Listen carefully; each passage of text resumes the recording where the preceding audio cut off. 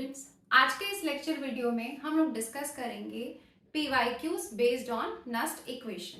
तो आइए देखते हैं एग्जाम में नस्ट इक्वेशन से रिलेटेड किस तरह के न्यूमेरिकल्स बनते हैं और उसे किस तरह से सॉल्व किया जाता है। ठीक है, तो यहाँ पे हम कुछ क्वेश्चंस लेंगे जो कि एग्जाम में ऑलरेडी आ चुके हैं। आइए देखते हैं फर्स्ट क्वेश्चन हमारा। फर्स्ट क्वेश्चन जो कि CBSE दिल्ली 2016 के एग्जाम में आया था, देखते हैं किस तरह से क्वेश्चन पूछा है और इसे कैसे सॉल्व करना चाहिए। ओके, तो क्वेश्चन हमारा क्या है? क्वेश्चन है हमारा calculate EMF of the following cell at 298 kelvin. 298 kelvin पर आपको इस पर्टिकुलर सेल के लिए EMF कैलकुलेट करना है। EMF का क्या मतलब होता है? ई सेल कैलकुलेट करना है ना? ई सेल कैलकुलेट करना है। और क्या गिवन है? गिवन है हमारे पास E0 सेल की वैल्यू क्रोमियम के लिए और आयरन के लिए, है ना। दो हाफ सेल के लिए यहाँ पर E0 सेल की वैल्यू गिवन है। उसके अलावा कॉन्सेंट्रेशन गिवन है और हमसे ई सेल पूछ रहा है। तो जब भी कॉन्सेंट्रेशन आपको गिवन हो, E0 सेल गिवन हो, तो उसके और आपसे EMF पूछ रहा हो यानी कि ई सेल पूछ रहा हो, तो उस केस में आप लगाएंगे क्या? Nernst equation. तो हमारा फॉर्मूला क्या था? कल हम लोगों ने देखा था, हमारा फॉर्मूला था E cell is equal to E0 cell minus 0.059 upon n log concentration of product upon concentration of reactant। कल हमारा यही फॉर्मूला था ई सेल निकालने का। तो आइए देखते हैं इस फॉर्मूले की हेल्प से ये न्यूमेरिकल कैसे सॉल्व होगा। देखिए फॉर्मूला हमारे पास है, अगर हमें E0 सेल पता हो, n पता हो, concentration of product and reactant पता हो, तो इजीली हमारा ई सेल निकल जाएगा। तो चलिए देखते हैं। सबसे पहले E0 सेल देखते हैं। अब देखिए यहाँ पे E0 cell complete galvanic cell के लिए नहीं दिया हुआ है ना, दो हाफ सेल के लिए दिया है। तो जब दो हाफ सेल के लिए दिया हो और कंप्लीट ना दिया हो, तो E0 सेल हमें खुद से निकालना पड़ेगा। और E0 सेल को निकालने का हमारे पास फॉर्मूला क्या है? हमारा फॉर्मूला है E0 cell is equal to E cathode not minus E anode not. यही फॉर्मूला है ना।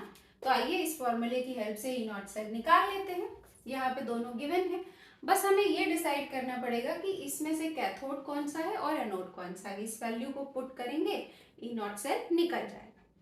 तो अगर आपको याद हो तो मैंने E0 सेल जब आपको कैलकुलेट करना सिखाया था, तो वहां पर बताया था कि जब भी दो वैल्यू E0 सेल की माइनस में दी हो, दोनों माइनस में दिया हो, तो उस केस में जो मोर नेगेटिव हो, जिसका माइनस के साथ बड़ी वैल्यू हो, उसका होता है ऑक्सीडेशन और वो बिहेव करता है आपके एनोड के जैसे। जो बच जाएगा वो आपका बिहेव करेगा किसके जैसे? कैथोड के जैसे।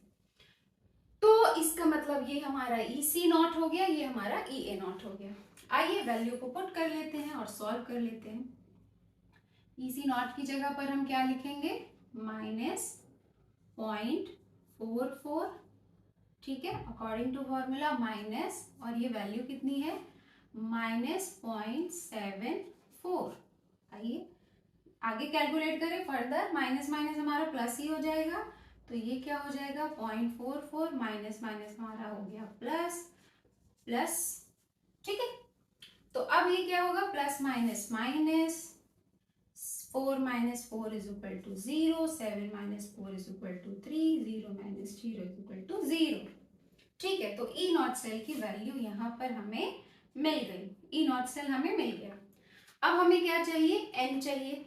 अब N देख लेते हैं, फिर concentration of product upon reactant देख करके फटाक से सॉल्व कर देंगे फॉर्मूले में वैल्यूज को पुट करके। आइए N देखते हैं, यहाँ पे N कितना होगा। N का मतलब क्या बताया था मैंने कल आपको? कल वाले लेक्चर में मैंने आपको बताया कि N का मतलब होता है number of change in electron.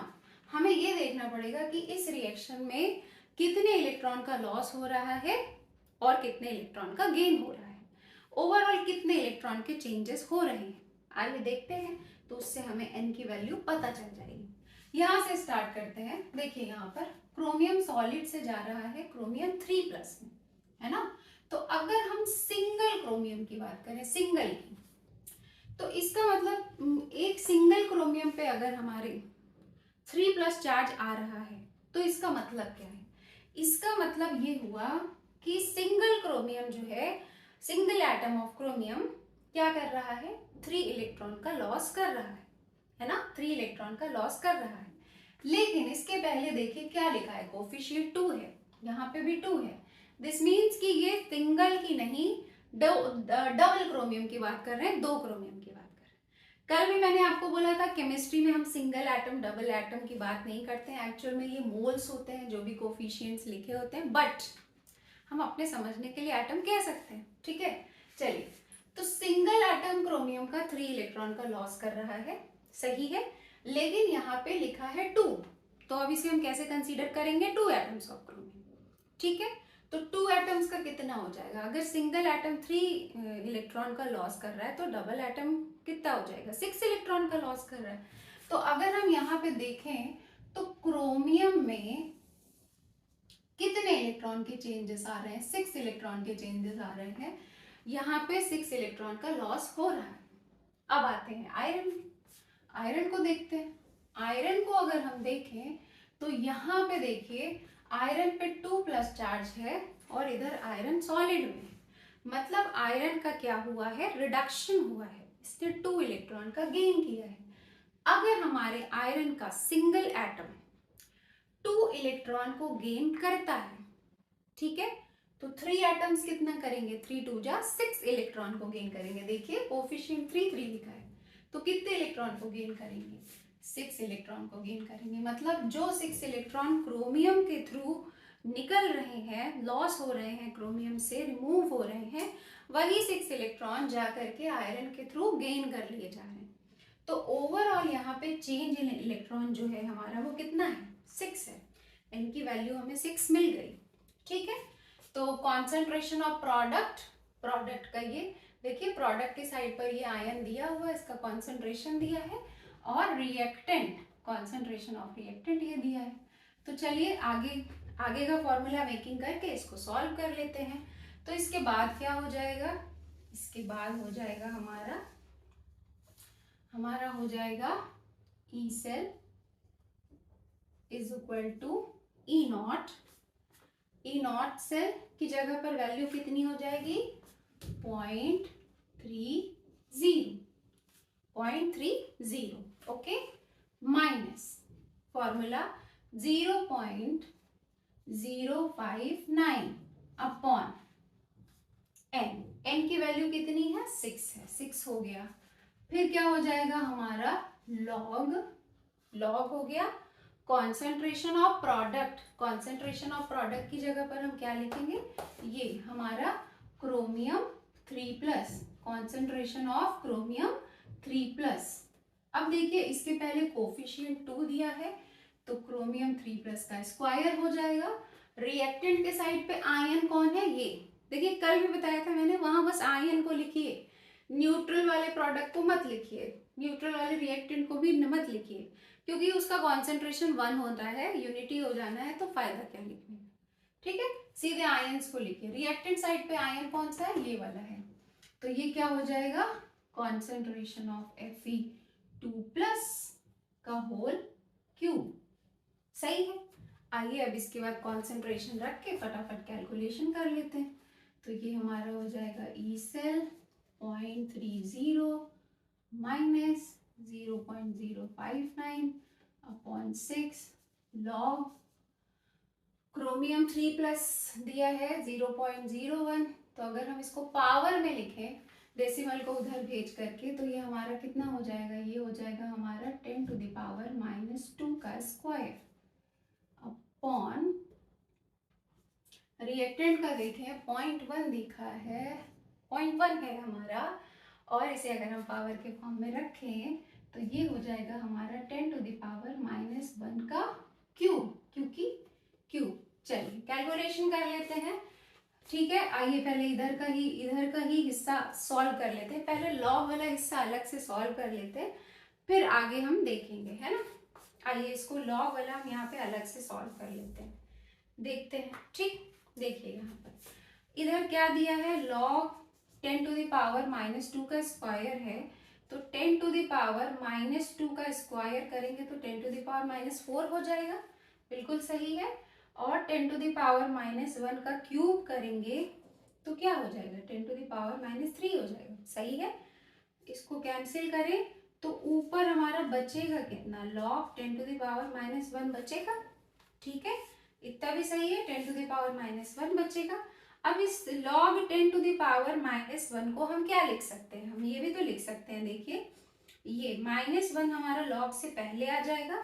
हो सकता है कुछ बच्चों को log सॉल्व करना नहीं आता हो, तो अगर जिनको नहीं भी आता है उन्हें परेशान नहीं होना है। नस्ट इक्वेशन से रिलेटेड क्वेश्चंस को सॉल्व करने के लिए जो भी लॉग मैथमेटिक्स आपको सीखने की ज़रूरत है, मैं आपको इसी वीडियो में इस न्यूमेरिकल के एंड में, इस न्यूमेरिकल को एंड करने के बाद यहीं पर अभी तुरंत सिखा दूंगी। जितना नस्ट इक्वेशन के लिए नीडेड है यहीं पर तुरंत सिखा दूंगी, ठीक है। तो ये 10 टू द पावर -1 जो है, जो भी पावर होती है वो लॉग के पहले आ जाती है। अभी क्वेश्चन के एंड में मैं सिखा दूंगी आपको, ठीक। फिलहाल हम क्वेश्चन को देखते हैं। तो ये हमारा -1 इधर आ जाएगा, तो ये क्या हो जाएगा, -1 log 10। मैं आपको बता दूं log 10 की वैल्यू होती है 1, तो -1 इंटू log 10 की वैल्यू हो जाएगी 1, तो हमें क्या मिलेगा, -1 मिलेगा। तो ये पूरा इसकी जगह पर हमें क्या मिलने वाला है, हमें मिलेगा -1, ठीक। तो चलिए आगे बढ़ते हैं, आगे बढ़ते हैं, देखते हैं क्या हो जाएगा। E cell is equal to हो जाएगा 0.30 माइनस, अब ये देखिए 0.059 अपॉन 6 करिए, आप अपॉन 6 करके देखिए, मैंने करके देखा है, यहाँ पर आ रहा है 0.0098। ओके, इतनी वैल्यू हमारे पास आ रही है, ठीक। इंटू क्या हो जाएगा, -1, ठीक है, इंटू हमारा क्या हो जाएगा, -1, क्योंकि लॉग की जगह पे हमें क्या मिल रहा है, -1, लॉग हमने सॉल्व किया तो अब इसके बाद क्या होगा, 0.30, ये माइनस हमारा प्लस हो जाएगा, और ये क्या हो जाएगा 0.0098। ऐड कर लीजिए, कितना हो जाएगा 0.3098 वोल्ट। तो ये हमारा आ गया E cell. Simple formula based numerical था, है ना।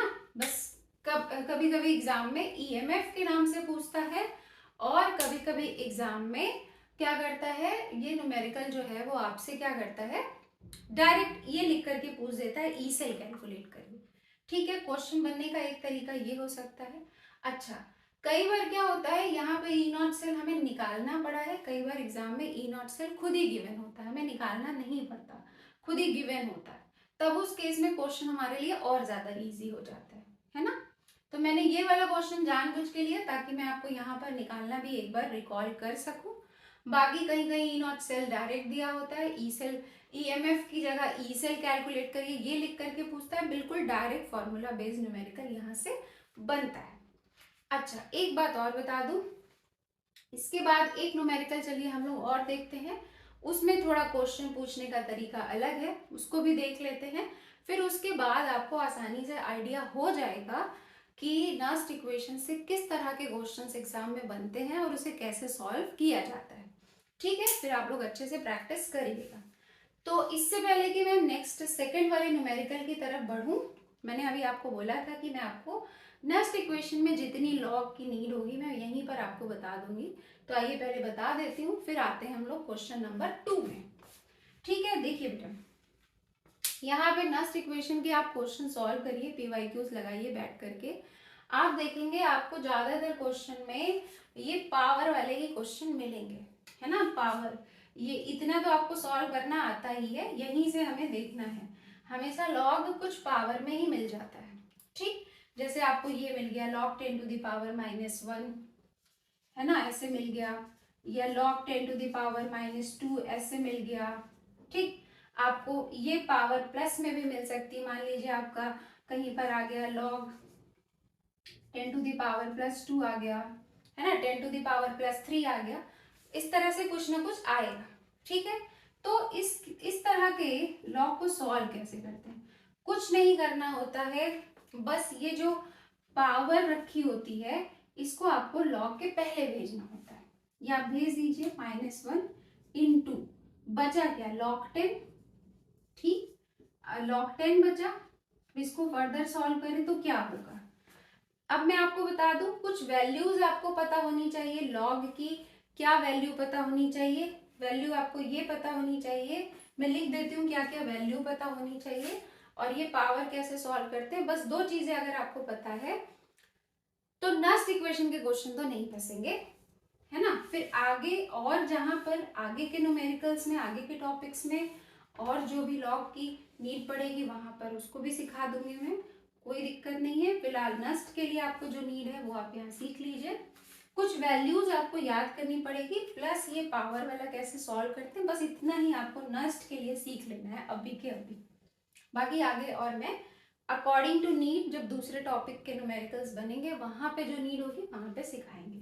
देखिए, आपको वैल्यू पता होनी चाहिए, जो याद होनी चाहिए वो ये है कि log 1 की वैल्यू 0 होती है, log 10 मिले तो 1, log 100 मिल जाए आपको तो कितनी हो जाएगी, सॉरी log 100 लिखना था मुझे, 100 की होती है 2, log 1000 है मतलब 10 टू द पावर 3 है तो उसकी 3 होती है, 10 टू द पावर 4 की 4, 10 टू द पावर 5 की 5, ये वैल्यूज होती, ठीक। अब जैसे ये पावर लगा है तो जो पावर होता है इसको आप log से पहले भेज दिया आपने, ठीक।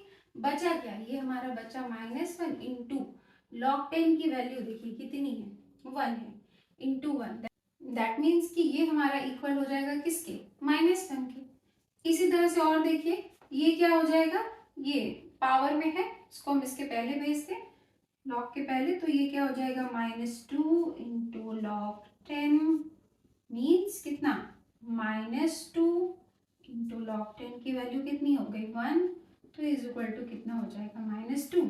इसको तो अगर हम ऐसे सॉल्व नहीं भी करते हैं तो वैल्यू देख के ही पता चल रही है। ये देखिए log 100 की वैल्यू यानी कि log 10 टू द पावर 2 की वैल्यू 2 होती है, इसको आप डायरेक्ट भी रख सकते हैं या आप चाहते हैं कि मैं सॉल्व करके दिखाऊं तो सॉल्व करके भी देखिए। ये पावर में है, इसको हमने आगे भेजा, क्या हो जाएगा 2 इंटू log 10, है ना, log 10 इज इक्वल टू क्या हो जाएगा 2 इंटू log 10 की वैल्यू आपको पता है 1 इज इक्वल टू 2। तो इस तरह से करके आप सॉल्व कर सकते हैं। अब यहाँ पे मैं -1 -2 और 10 टू द पावर 2 इस तरह से ले रही हूँ। इसी तरह से अगर आपको 10 टू द पावर 5 दे दे तब भी आप कर लोगे, 10 to the power 25, 10 to the power 30, 35, 50 कुछ भी दे दे आप कर लेंगे। इसको यहाँ से पावर से पहले भेज दीजिए बस, और फिर यहाँ पे log 10 की वैल्यू रख के आप सॉल्व कर लीजिए। तो बेसिकली इसी तरह के जो लॉग से रिलेटेड जो भी क्वेश्चंस होते हैं ना, नेक्स्ट इक्वेशन में जो भी लॉग से रिलेटेड कैलकुलेशन होते हैं वो इसी तरह से सिंपल वाले होते हैं, पावर वाले इजीली सॉल्व हो जाते हैं। बस ये वैल्यू आप याद कर लीजिए। आइए देखते हैं अब नेक्स्ट न्यूमेरिकल। नेक्स्ट क्वेश्चन हमारा क्या है, नेक्स्ट क्वेश्चन है calculate E not cell for the following reaction at 298 kelvin.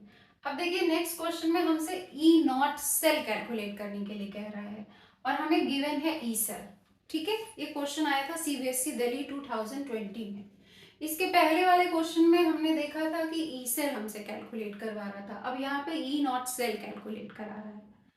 तो ये क्वेश्चन भी किससे सॉल्व होगा, नस्ट इक्वेशन से, क्योंकि पूरी इलेक्ट्रोकेमिस्ट्री में ई नॉट सेल और ई सेल के बीच एक ही है हमारे पास रिलेशन, वो है नस्ट इक्वेशन, है ना। तो कैसे करेंगे, जैसे कि आपको नस्ट इक्वेशन पता है, आपको पता है कि क्या होता है आपका E cell is equal to होता है E not cell minus 0.059 upon n log concentration of product upon concentration of reactant, है ना, concentration of product upon concentration of reactant, ये हमारा फॉर्मूला है, नस्ट इक्वेशन है ये हमारा। अब देखिए इसमें करना क्या है, हमें ई नॉट सेल निकालना है, तो हम ई नॉट सेल को इधर कर दें और ई सेल को उधर भेज दें। तो फिर उस केस में हमारा फॉर्मूला क्या बन जाएगा, उस केस में हमारा फॉर्मूला बन जाएगा E not cell is equal to E cell plus, है ना, प्लस हो जाएगा 0.059 अपॉन एन। एन की जगह पर यहाँ पे कितना होगा, देखिए चेंज इन इलेक्ट्रॉन बिल्कुल इसके पहले वाले न्यूमेरिकल के जैसे है। एक क्रोमियम 3 इलेक्ट्रॉन को लूज कर रहा है, सिंगल क्रोमियम एटम 3 इलेक्ट्रॉन को लूज कर रहा है, तो 2 क्रोमियम एटम कितना करेगा, 3 2 6, है ना। तो यहाँ पे इलेक्ट्रॉन का लॉस 6 इलेक्ट्रॉन्स। यहाँ पर देखिए एक आयरन आपका Fe2+ से सॉलिड में जा रहा है, मतलब सिंगल आयरन का एटम 2 इलेक्ट्रॉन को गेन करेगा, तो 3 आयरन एटम कितना करेंगे, 3 2 6, तो गेन ऑफ इलेक्ट्रॉन भी कितना है हमारा 6 है। तो चेंज इन इलेक्ट्रॉन एन की वैल्यू यहाँ पे क्या हो जाएगी, 6 हो जाएगी। Then log concentration of product, product के साइड पर देखिए क्या है, क्रोमियम 3+ है, और वो भी कोफिशिएंट देखिए इसका कितना है, 2 है, तो ये स्क्वायर हो जाएगा अपॉन रिएक्टेंट, रिएक्टेंट के साइड पर कौन है, Fe2+ है, तो Fe2+ का क्या हो जाएगा, यहाँ पे 3 है कोफिशिएंट, तो इसका क्या हो जाएगा, क्यूब, है ना। चलिए अब फटाफट सॉल्व कर लेते हैं। तो ये हमारा हो जाएगा E0 cell is equal to, E cell की वैल्यू हमें गिवन है 0.261 प्लस 0.059 अपॉन 6, 0.059 अपॉन 6 आप करेंगे तो मैंने ये डिवीजन करके देखा था, यहाँ पर वैल्यू आती है 0.0098। ठीक है, आप लोग करके देख लीजिएगा, इतनी ही आएगी। प्लस हमें क्या मिल गया, इधर हमें मिल गया इनटू लॉग क्रोमियम 3+ का स्क्वायर। देखिए क्रोमियम 3+ कितना दिया है, 10 टू द पावर -2 दिया है ना, 10 टू द पावर -2 दिया है। अब इसका स्क्वायर कर देंगे तो 10 टू द पावर -4 हो जाएगा, सही है। इसका देखिए कितना दिया है, इसका भी, इधर इसका भी कितना दिया है, यहाँ पे भी 10 टू द पावर -2, ठीक है, यहाँ पे भी 10 टू द पावर -2, ओ वाह। तो 10 टू द पावर -2 का हम यहाँ पर क्यूब कर देंगे तो ये कितना हो जाएगा, 10 टू द पावर -6 हो जाएगा, सही है। इसके पहले वाले न्यूमेरिकल की तरह कर लेते हैं, लॉग को अलग से सॉल्व कर लेते हैं, फिर उसके आगे की प्रोसीजर हम कर लेंगे। आइए इधर लॉग को हम लोग अलग से सॉल्व कर लेते हैं। यहाँ पर देखिए ये हमारा है लॉग 10 टू द पावर -4 अपॉन 10 टू द पावर -6, इनमें से कट करेंगे तो बचेगा कितना, log 1 upon 10 to the power -2, 10 to the power -2 ऊपर जाएगा तो क्या होगा, 10 टू द पावर -2 ऊपर जाएगा तो हमें मिलेगा log 10 टू द पावर +2, और 10 टू द पावर +2 की वैल्यू आपको पता है कितनी होती है, 2 होती है। तो log सॉल्व हो गया, इसकी जगह पर हमें वैल्यू क्या मिलेगी, हमें मिल जाएगा × 2। तो आगे का कैलकुलेशन क्या हो जाएगा, हमारा हो जाएगा E0 सेल .261 प्लस 0.009, 8 को हम हटा भी सकते हैं, सिर्फ 0.009 करके भी आगे प्रोसीड कर सकते हैं, कोई दिक्कत नहीं है। इनटू log 2 की जगह पर क्या है, × 2 है, ठीक है, किसी को कोई दिक्कत नहीं होनी चाहिए। इसके बाद देखते हैं, इसको आप मल्टीप्लाई करिए, 9 2 18 कितना हो जाएगा, 0.261 प्लस 0.018। अब इसको हम लोग ऐड कर लेते हैं तो हमारा न्यूमेरिकल सॉल्व हो जाएगा। ये देखते हैं ऐड करते कितना हो जाएगा, 0.261 0.018 है, ठीक है। 1 + 8 + 1 9, 6 + 1 7, ये आपका 2 हो गया। तो हमें आंसर क्या मिल जाएगा यहाँ पे, 0.279 वोल्ट। तो ये हमारी E0 सेल की वैल्यू निकल जाएगी, है ना। न्यूमेरिकल में कोई दिक्कत नहीं होती है, फॉर्मूला बेस्ड न्यूमेरिकल आता है, हो जाता है। आपको बस थोड़ा सा लॉग के टाइम पे अलर्ट रहना है, लॉग भी बहुत सिंपल से होते हैं, पावर वाले होते हैं, ये हो ही जाएगा। बस आप वैल्यूज को ध्यान से रखिए, आपके क्वेश्चंस हो जाएंगे। तो इस तरह से हमारा नेक्स्ट इक्वेशन से रिलेटेड न्यूमेरिकल यहाँ पर कंप्लीट होता है। अब हम लोग मिलेंगे नेक्स्ट लेक्चर में और डिस्कस करेंगे हमारे नेक्स्ट टॉपिक को। Have a nice day, thank you so much.